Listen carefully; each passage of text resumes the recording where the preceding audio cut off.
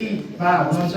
यस वर्षको क्रियाशील पत्रकारिता पुरस्कारबाट राष्ट्रिय समाचार समितिका तस्बिर विभाग संयोजक रत्न श्रेष्ठज्यू हुनुहुन्छ। उहाँलाई अगाडि आइदिनुमा हार्दिक अनुरोध गर्न चाहन्छु। राष्ट्रिय समाचार समितिका तस्बिर विभाग संयोजक रत्न श्रेष्ठ।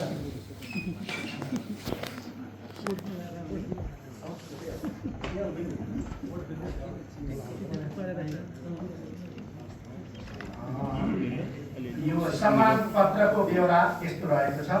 आवाज दिनहरूको आवाज, शान्तिका लागि रगत संसार क्लब भक्तपुर सम्मान पत्र नेपाली समाजमा विद्यमान विकृति, विसङ्गति, सामाजिक आर्थिक विकास, निर्माण र सुशासन लगायतका विविध विषयमा सञ्चार माध्यमबाट अविच्छिन्न सूचना प्रवाह गरी आम नागरिकलाई सुसूचित गर्ने कार्य गर्दै आउनुभएका तपाईँ राष्ट्रिय समाचार समितिका फोटो पत्रकार रत्न श्रेष्ठलाई फोटो पत्रकारिताको माध्यमबाट समाजमा पुर्याउनु भएको योगदानको उच्च कदर गर्दै रगत संसार क्लबको 16औं वार्षिक उत्सव अवसरमा रगत क्रियाशील पत्रकारिता पुरस्कारबाट सम्मान गरिएको छ।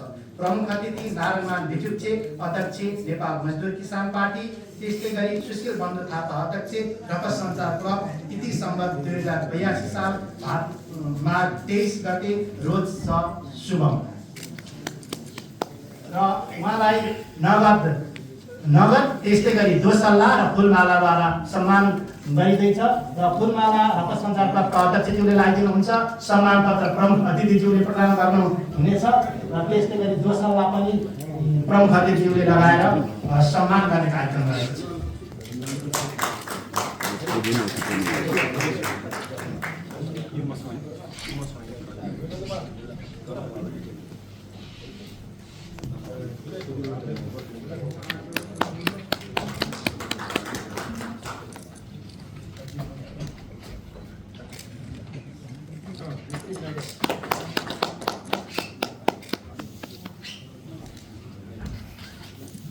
त्यस्तै गरी अर्को रगत क्रियाशील पत्रकारिता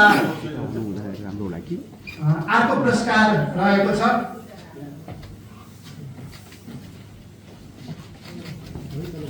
त्यस्तै गरी क्लबले नै स्थापना गरेको तुलबहादुर थापा एवं रूपा थापा स्मृति पुरस्कारबाट सम्मानित हुने पत्रकार साथीको ब्यौरा यस्तो रहेको छ। सम्मान पत्रको आवाज दिनहरूको आवाज, शान्तिका लागि रगत संसार क्लब भक्तपुर स्वयं तुलबहादुर थापा एवं रूपा थापा स्मृति सम्मान नेपाली समाजमा विद्यमान विकृति, विसङ्गति, सामाजिक आर्थिक विकास, निर्माण र सुशासन लगायतका विविध विषयमा सञ्चार माध्यमबाट अविच्छिन्न सूचना प्रवाह गरी आम नागरिकलाई सुसूचित गर्ने कार्य गर्दै आउनुभएका तपाईँ पत्रकार विनोद विश्वकर्माको क्रियाशीलताप्रति रगत संसार क्लबद्वारा सञ्चालित सुनियाल थापा परिवारको कुलदीप तथा समाजसेवी द्वय स्वर्गीय तुलबहादुर थापा एवं रूपा थापा स्मृति सम्मान स्वरूप उच्च कदर गर्दछौँ। यहाँले कैलाश खबर डटकमको प्रकाशक सम्पादकको उच्च पदमा रहेर समाचारको माध्यमबाट समाजमा पुर्याउनु भएको योगदानको सराहना गर्दै तपाईँलाई यो क्रियाशील पत्रकारिता पुरस्कारबाट सम्मान गरिएको छ। प्रमुख अतिथि नेपाल मजदुर किसान पार्टी नारायण भिजुक्चे, अध्यक्ष नेपाल मजदुर किसान पार्टी, सुशील बन्धु थापा अध्यक्ष रगत संसार क्लब, प्रेमबहादुर थापा संरक्षक, तुलबहादुर थापा एवं रूपा थापा स्मृति प्रतिष्ठान। र त्यस्तै गरी यसका नगद अनि खेर दोसल्ला र माला रहेको छ। दोसल्ला विशेष अतिथिज्यू स्वास्थ्य मन्त्रीज्यूले लगाइदिनु हुनेछ। सम्मान पत्र प्रमुख अतिथिज्यूले र माला कार्यक्रमको अध्यक्षज्यूले लगाएर सम्मान गर्ने कार्यक्रम रहेको छ।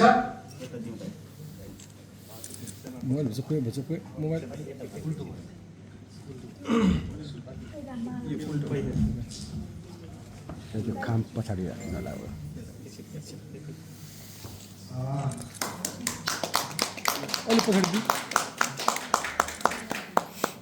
बागमती प्रदेश सरकारका स्वास्थ्य मन्त्रीज्यूले माला र दोसल्ला ओढाएर कैलाश खबर डटकमका प्रकाशक तथा सम्पादक विनोद विश्वकर्माज्यू यति बेला सम्मानित हुँदै हुनुहुन्छ। नेपाल मजदुर किसान पार्टीका सदस्य अध्यक्ष नारायण भिजुक्चे रोज्यूले सम्मान पत्र प्रदान गरी सम्मान गर्नुभएको छ। र अबको क्रममा त्यस्तै गरी अर्को पुरस्कार कल्पना स्मृति पुरस्कारद्वारा सम्मानित हुनुहुने स्वास्थ्य कर्मीको रूपमा हुनुहुन्छ। म उहाँको वाचन गर्न चाहन्छु। सम्मान पत्रको बेहोरा यस्तो रहेको छ। नेपालको विभिन्न स्वास्थ्य संस्थामा हार्ट जोडी विशेषज्ञ भई विशेष योगदान पुर्याउनु भएका तपाईँ डाक्टर मनिष प्रधानप्रति हामी हार्दिक कृतज्ञता प्रकट गर्दछौँ।